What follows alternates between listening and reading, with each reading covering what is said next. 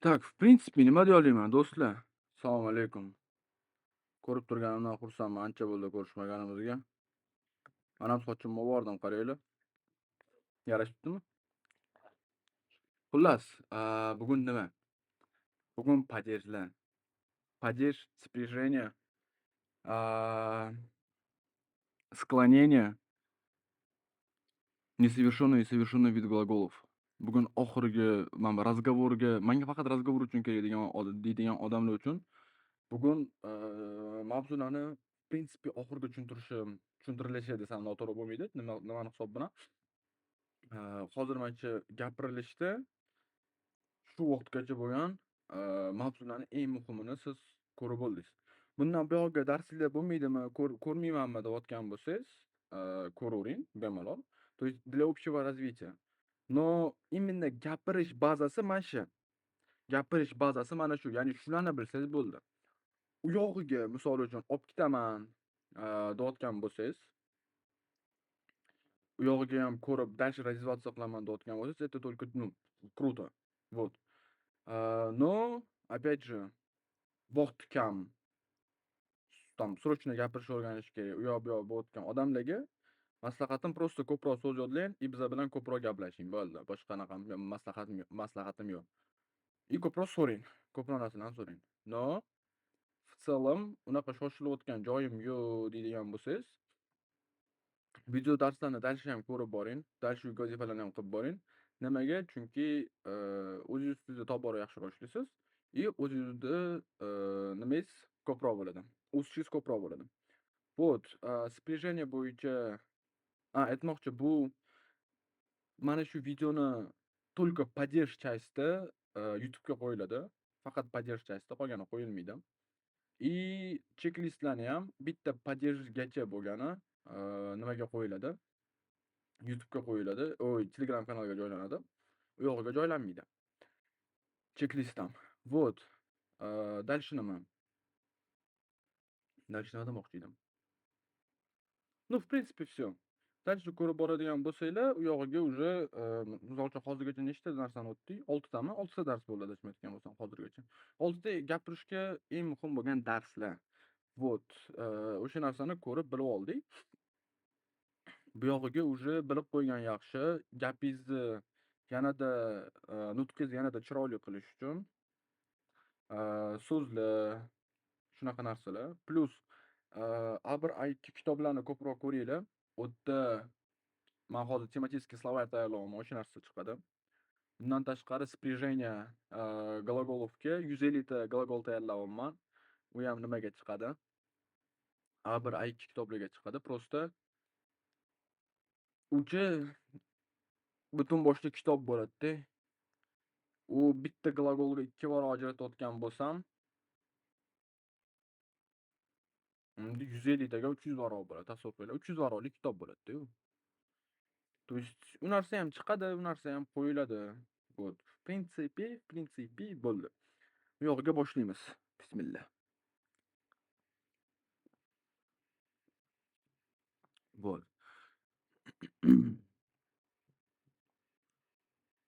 Telegram'im qani uni? Так. Падежи. Mana.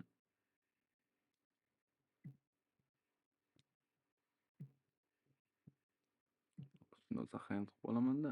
Yo'q, bor ekan уже. Hop, ko'rmay qolma. Ko'ramizda. Ana.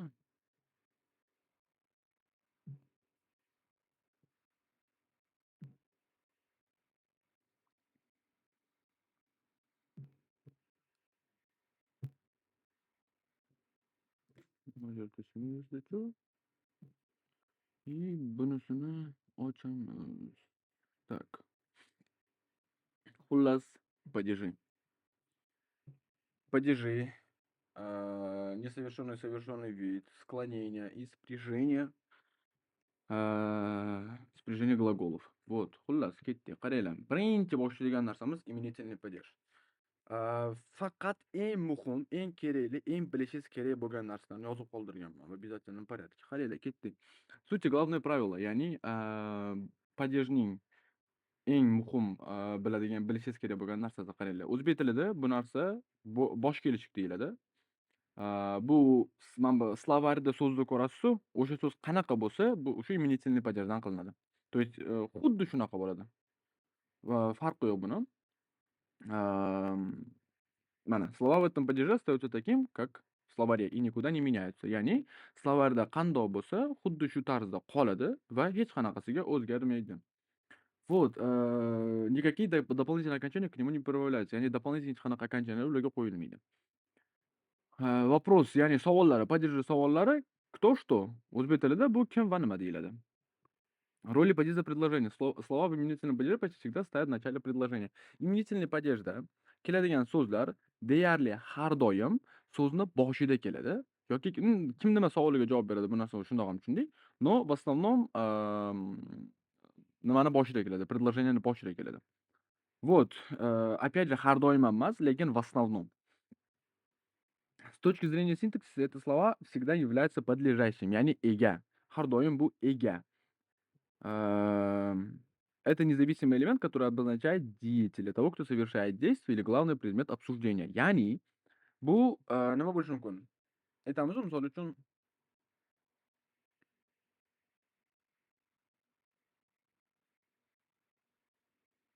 nima desak bo'ladi? Misol qanaqa keltirsak bo'ladi?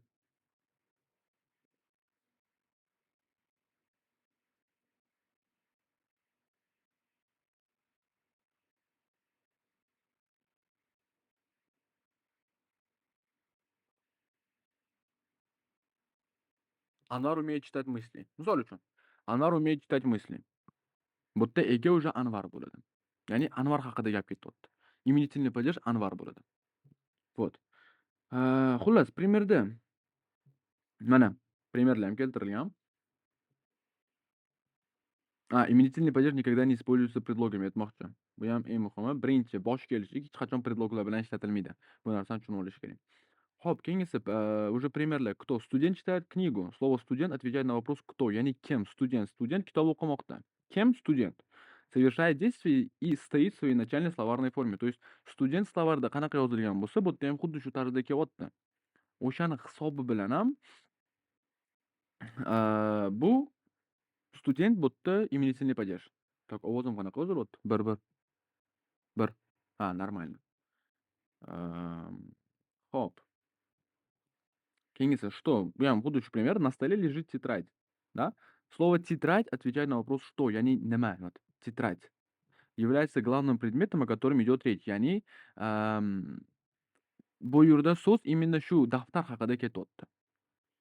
Bu yerda har bitta urg'u imенно mana shu daftarga berilyapti. Bu yerda bu главный предмет bo'lgani hisobi bilan и что savoliga javob berayotgani hisobi bilan bu уже именительный падеж hisoblanadi. И shu haqida anaqa ketyapti. So'z дополнительный окончаниялari yo'q. И словарda qanaqa kelsa xuddi shunaqa kelyapti bu yerda ham. O'sha narsani ham inobatga oling. Keyingisi родительный падеж. Сути главное правило.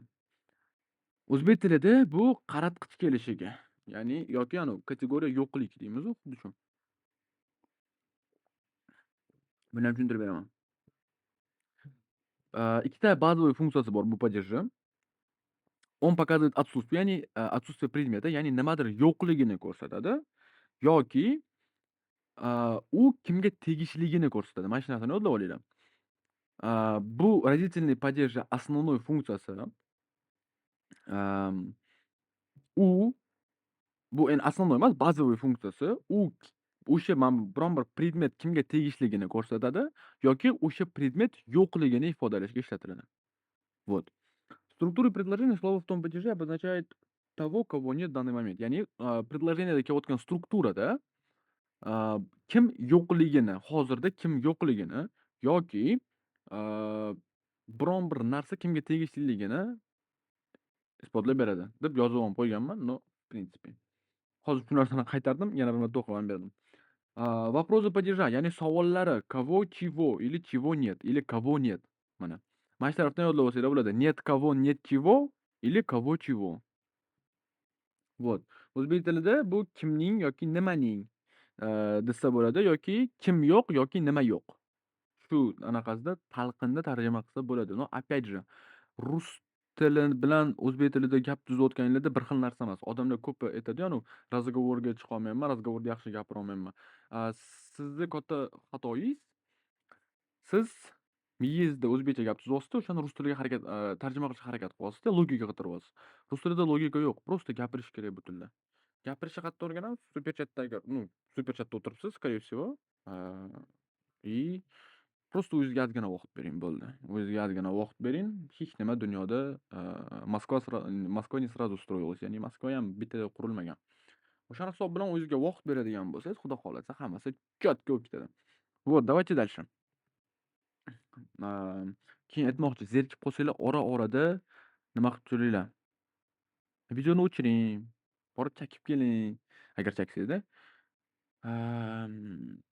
Misol uchun borib ozgina chalg'ing. Xullas bittada ko'ravermanglar. Ozgina miyani sovutinglar. И если что, videolarni bir marta ko'rmanglar. Qayta ko'raveringlar. Ziyon tegmaydi. Вот, keyingisi, особенность изменения слова окончание, ya'ni окончаниyalarning o'zgarishi. Окончаниyalar qay tarzda o'zgaradi?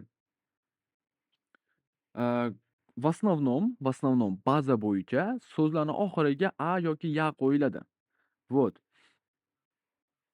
Bu в основном мужской va средний roddagi so'zlarda в основном. Chunki женский rodda o'zi shundoq ham a bilan ya qo'yiladi. Вот брат, да, допустим. Нет кого, нет брата. Поле, поля. Xuddi shunaqa. Дальше примерlar. Принадлежность, ya'ni kimgadir tegishlik bo'lgan predmetni ko'rib chiqyapmiz hozir. Это машина моего старшего брата. Bu yerda bu so'z nimani mashina kimga tegishliligini ko'rsatib beryapmiz. Вот, ya'ni kavo, kimning degan savolga javob bo'lyapti. И получает характерное окончание a, ya'ni mana oxirida o'shani hisobi bilan mana bu a окончаниemiz qo'yyapmiz. Это машина kavo? Моего старшего брата. Bu kimning mashinasi? Mening katta akamning mashinasi. Отсутствие. Ana endi kimda yo'qlikda keladigani. У меня сегодня нет урока. В холодильнике не осталось молока. Xuddi shunaqa. Фиксируется отсутствие объекта, ya'ni nimadir yo'qligiga urg'u beryapmiz. Слова отвечают на вопрос чего нет, ya'ni нет чего. У меня сегодня нет чего? Нет урока. В холодильнике не осталось чего? Молока. Вот. И принимает окончание а, ya'ni mana shu a окончаниесini oladi. Молока, урока, да? Kelgan. Вот. Если что, ko'pchilik aytyapti, aka qotib qolyapsiz, aka ko'rinmay qolyapsiz deyapti-da. Odamlar sizlar menga qaramanglar. Menga qarab nima? Menga qarash uchun kelmagansizlar, to'g'rimi? Undan ko'ra darsni eshitinglar, meni ko'rib nima qilasizlar? Men bu yerda просто говорящий голова. Просто gapirib turaman. И опять же, ora-orada mana shunaqa если uchun nima chalg'ityapti, nima yo'q qo'yapti, darsdan tinchgina o'tsa bo'lmaydimi degan narsaga aytib o'taman. Diqqatinglar, молодец, Sardor. Diqqatinglarni jamlashinglar muhim omillardan bittasi. Lekin 100% har doim diqqatinglarni qilib jamlab o'tira olmaysizlar. Shuning uchun ora-orada ozgina kulishib turing. Вот. Keyingisi дательный падеж. Суть и главное правило, ya'ni eng muhim bo'lgan qoidasi. O'zbek tili grammatikasida bu jo'nalish kelishiga deb qo'yman. Menimcha yo'nalish kelishiga bo'lishi kerak-da. Sal noto'g'ri yozib qo'yman. Xullas, o'zbek tilida bu yo'nalish kelishiga. Eng muhim sekreti, ya'ni eng muhim siri, и bazaviy funksiyasi kimgadir nimadirni berib ishlatamiz buni. Berib to'g'ri aytdim menimcha. Kimgadir berib ishlatamiz. Nimadirni, qanaqadir predmetni. Вот. Или o'sha odam tarafga qarab yurayotganimizda, направляемся к этому человеку. O'sha odamga tarafga qarab yurayotganimizda bu narsani ishlatamiz. Savollari кому, чему? Kimning, nimaning? Adashmasam. Kimga, nimaga? O'zbek tilida kimga, nimaga? Anaqasini beradi. Переводи shunaqa bo'ladi. Вот. Tez yodlab olish uchun, окончаниyalarni tez yodlab olish uchun qarang. Voy, qimillatordimi? Oyog'im tegib ketib qoldi-da. Qani? Tak, yo'q, normalniy ko'ryapman.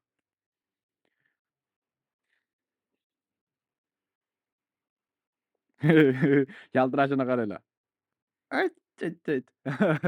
Так, дальше. Chalg'iymiz. Чтобы ученики не путались и могли интуитивно ставить слова в правильную форму, укажите им на яркий фонетический маркер. Слова в этом падеже, что часто принимают окончание у или ю, ya'ni u yoki yu окончанияsiga ko'proq tugaydi. Э, Xuddi shunaqa mужской rod yoki средний rodda ko'proq uchratib turamiz bu narsani. U yoki yuga tugayotganida. Вот, пример направление stavovskiga o'sha kimdir tarafga qarab yurayotganimiz пример kelyapti. Я звоню своему другу. Ученик отвечает учителю. Qaranglar. Я звоню своему другу. Kimga? Do'stimga. Men do'stimga qo'ng'iroq qilyapman. Kimga? Do'stimga. Ya'ni, kimdir tarafga qarab направлен, ya'ni kimdir tarafga qaratilgan, biron bir ish yoki harakat. Men hozir в данное время telefonimni olib qo'ng'iroq qilyapman. Kimga? Do'stimga. Другу. Xuddi shunaqa друг formasi bor. Просто do'st degani. И oxiriga u окончанияsi qo'shiladi другу. Xuddi shunaqa ученик отвечает кому? Учителю. Ученик kimga javob beryapti? Ustozga, учителю. Ya'ni bu ham направленный. Kimdir tarafga qarab направленное движение bo'pti. Вот, слова отвечают на вопрос кому? Xuddi shunaqa и получают характерное окончание u, yu. Xuddi shunaqa. Движение навстречу человеку. Ya'ni ana endi kimdir tomonga qarab harakatlangan. Мы идем в гости к бабушке. Кому? К бабушке. Bu женский rod и окончанияsi ye ga tugayapti. Но baribir ba'zi bir logikasini saqlab qoladi. Направленность к человеку, ya'ni kimdir tomongadir siz harakatni amalga oshiryapsiz. Мы идем в гости к бабушке. Ya'ni biz oyog'imiz bilan da babushkamizga, ya'ni buvamizni uyiga boryapmiz-da, mehmonga. Вот. To'rtinchisi винительный падеж.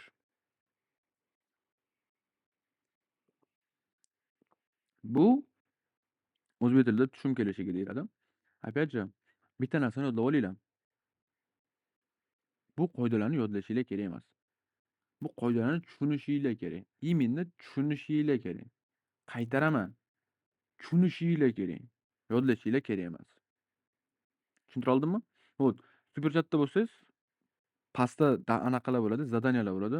Hammasini qilib, meni o'zimga menejer akkauntimga tashlab qo'ysanglar, vaqtim bo'lishi bilan hammaga tekshirib javob beraman. O'zim buni hammasini o'quvchilar shundoq ham biladi bu narsani. Вот.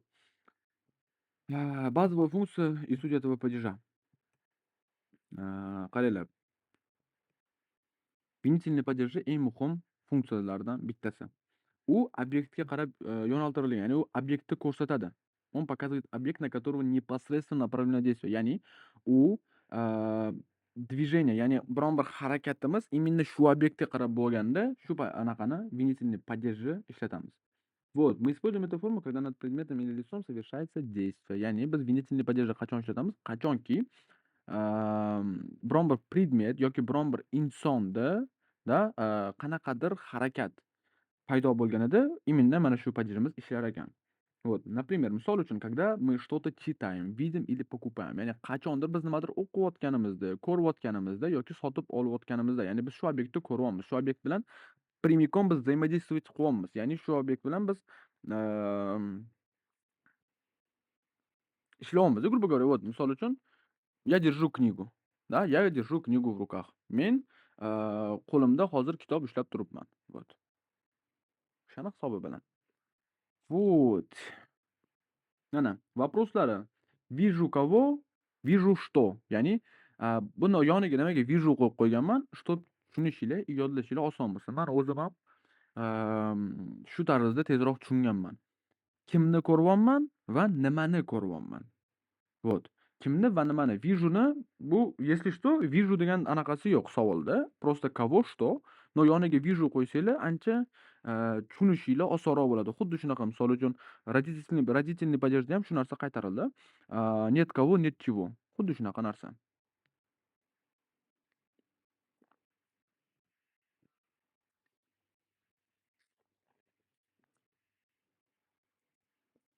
Qaranglar, tez yodlab olish uchun sekret для быстрого запоминания окончания, ya'ni окончаниясini so'zni oxiri o'zgarishini tez yodlab olish uchun qaranglar. Так, применение падежа кроется в изменении существительных женского рода. Ya'ni, женский roddagi sуществительlarni o'zgarishi. Agar biron bir so'z a yoki ya preдлогiga tugayotgan bo'lsa, uni окончанияsi u yoki yuga o'zgaradi. Har doim emas, lekin ko'p hollarda. Ko'p hollarda u yoki yuga o'zgaradi. Misol uchun, действие направлено на женский род. Mana именно hozir женский roddagi пример. Брат читает интересную книгу. Книга какого рода? Женского рода.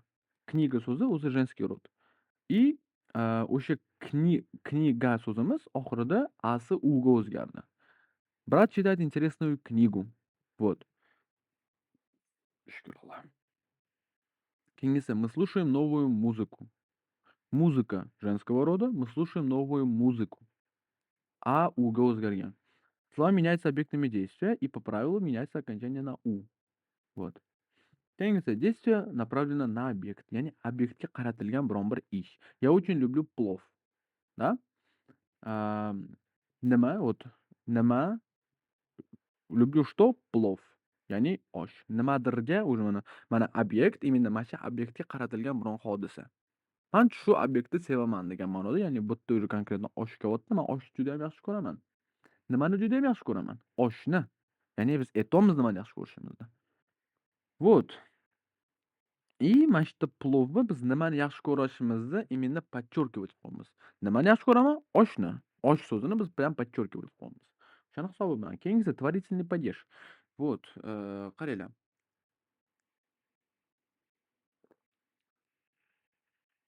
Tворительный падеж o'zbek tilida bu birgalik kelishiga. Bu bazaviy funksiyasi, bu padejimizning bazaviy funksiyasi. Biron bir inson bilan shu ishni qilishimizga masalan qaratilgan. Ya'ni на совместное действие, ya'ni birgalikda kimdir bilan biron bir harakatni qilishimiz. Опять же, kimdir, не только kimdir, nimadir bilan ham bo'lishi mumkin bu. Ya'ni birga harakat qilish nimasida keladi, bazasida keladi. В основном вот с кем совершается действие, kim bilan, tirik. Или на инструмент yoki instrumentga, да?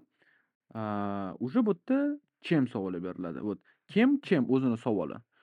O'shaning uchun yoniga har doim s kimni qo'ysanglar, yodlab olishinglar, tushunib olishinglar ancha oson bo'ladi. Вот, для узбекского языка, вот, короче, savollarning tarjimasi kim bilan va nima bilan yoki nima orqali deb tarjima qilsanglar bo'ladi. Вот tez yodlab olish uchun окончанияларni nimasi? Секреты, так скажем, да? Qaranglar, so'zlarning oxiriga в основном om yoki yem окончанияsi qo'shiladi. Bu juda ham oson qoidasi.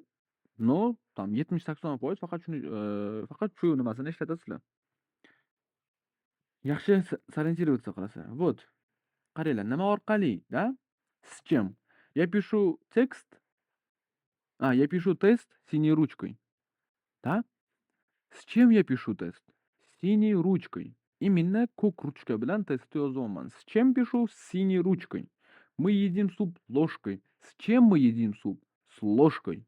Ya'ni nima bilan biz sho'rvani ichamiz? Ложка nima edi? Qoshiq bilan. Вот. Ya'ni отвечать на вопрос чем. Чем мы едим суп? Ложкой.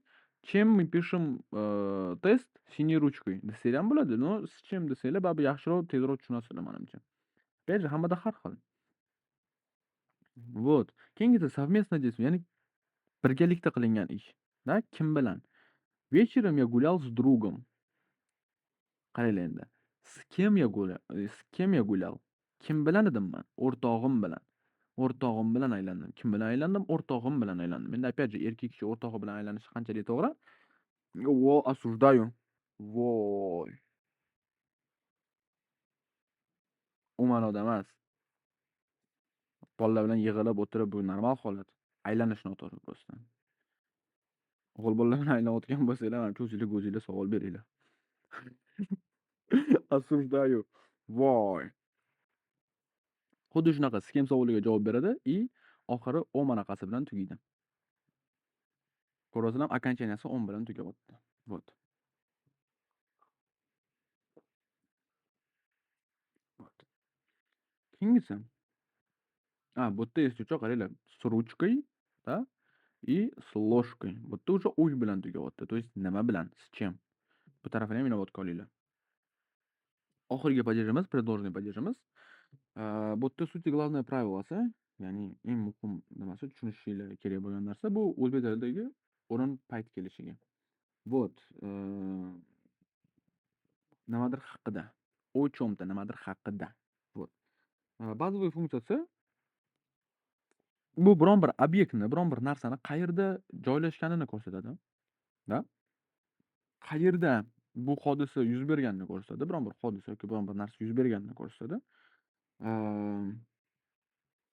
Yoki biron bir razgovorni, ya'ni biron bir suhbatning mavzusini yoki o'ylaringizni. О ком идет речь, да, или о чём идет речь, mana shunaqa narsalar. Xo'p, vопросы xuddi shunaqa. О ком, о чём, да, о ком, о чём, где. O'zbek tilida bu kim haqida, nima haqida yoki qayerda. Qaranglar, sekreti, birinchi sekreti,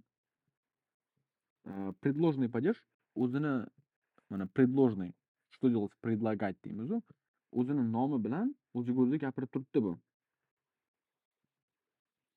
Bu hech qachon preдлогlarsiz, не используется без предлогов, ya'ni preдлогlarsiz ishlatilmaydi.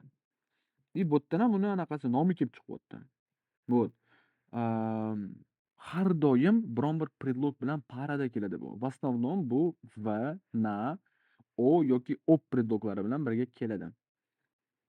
Yoki agar biron bir so'zni oldida mana shu preдлогlarni ko'rayotgan bo'lsangiz, va, na, o, op preдлогларni ko'rayotgan bo'lsangiz, вот, то скорее всего bu предложенный падеж, ya'ni nimalarga предлагать qilish kerak bo'lgan падеж.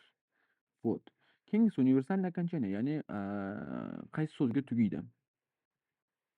Bu появление буквы "е" в конце слова. То есть agar biron bir so'zning oxirida mana shu "e" harfi to'g'ri kelib qolgan bo'lsa, то скорее всего bu yerda предложенный падеж bor. Shu narsaga ham ahamiyat beringlar. Вот. Большинство базовых существительных, кроме тех, что заканчивается на mana "iya", "i", "iye" yoki mягкий znakka tugayotgan otlar, ya'ni существительныйlarda bo'lmaydi bu narsa. Ya'ni mana bu "e" qo'yilmaydi demoqchimiz. Вот, в предложенном падеже добавляется или меняется окончание именно на "е". Вот, misol uchun stol, да? Где? Ya'ni qayerda? На столе. Вот. Книга. Грубо говоря, mana shu о чём bor, shuni yoniga думаю qo'ysanglar bo'ladi. Misol uchun, думаю о чём? О книге. Работа. Думаю о чём? О работе. Misol uchun. Yoki вот kniga. В kniге, ya'ni knigani ichida. Работа. Misol uchun ish, о работе. Ish haqida. Вот. Birinchi primerlar ozgina qoldi. Uxlamay turing, ozgina qoldi. Salchiling, salchilash kerak. Lokatsiya qayerda? Ya'ni lokatsiyada mana ishlatilishi. Моя семья живет в Ташкенте. Предложенный падеж v yonida mana bu Tashkentda bu уже предложенный падеж bo'lyapti. И yonida v предлоги kelyapti. O'shani hisobidan в Ташкенте. Где в Ташкенте? Твоя тетрадь лежит на столе. Где? На столе. Где? На столе же есть. Вот. Слова отвечают на вопрос где, ya'ni qayerda. И используется с предлогом в, на, ya'ni mana v предлоги bilan va na предлоги bilan на столе. Предлоglari bilan ishlatilyapti. O'shani hisobidan universal окончание "ye" окончаниесini olyapti. Oxirida kelayotgan "ye" окончаниемizda bu so'zlar o'ziga olib qo'yyapti. Вот. Keyingisi tema, ya'ni biron bir mavzuda kim haqida, nima haqida gaplashyapmiz, kim haqida gaplashyapmiz. Kelinglar shularni g'iybat qilmanglar, erkakchilikka to'g'ri kelmaydi degan gaplar bor-a? Xuddi shunaqa narsa. Qaranglar. Вчера мы весь вечер говорили о работе. Biz kecha kechqurun, ya'ni biz kecha butun oqshom faqat ish haqida gaplashdik. Nima haqida? Ish haqida. О работе. Я думаю о друге. Kim haqida o'ylayapman? Do'stim haqida. O'g'il bolani o'ylash qanchalik to'g'ri? No mayli. Слова отвечают на вопрос о чём, о ком. Ya'ni so'zlarning anaqasi qaysi so'zlarga javob, qaysi savollarga javob beryapti? O ком, ya'ni kim haqida, о чём, nima haqida savollariga javob beryapti. И o'shani hisob bilan oxirida mana bu "ye" предлогimiz ishlatilyapti. О работе, да, о друге, do'stim haqida.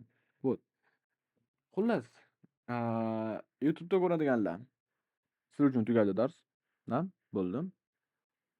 Если что, super chatga marhamat yoki oddiy chatimga marhamat, бесплатный chatimga, Instagramdagi, Telegramdagi u yoq bu yoq, подписаться, не подписаться. Если что, superchatga marhamat. Menejer akkaunt описаниеda qoladi. Ko'rganda ko'rishguncha. Padej darsini ko'rganlarga.